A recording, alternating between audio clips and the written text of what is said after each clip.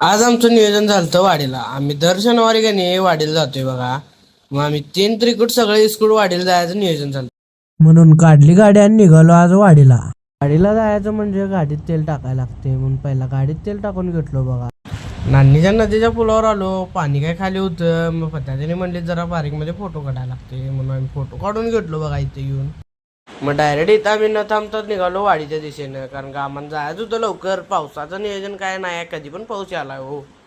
मग आम्ही येऊन डायरेक्ट पोहोचलो आता वाडीत. मग इथं संगमचं दर्शन घेऊन निघालो बघा पुढं. मग आमच्या फिक्स ठरलेल्या पॉइंटला आम्ही लावून घेतली गाडी. काकींकडनं आम्ही अगरबत्ती घेऊन निघालो देवाकडं. मग इथनं चाललेलो खाली आम्ही डायरेक्ट दर्शनासाठी.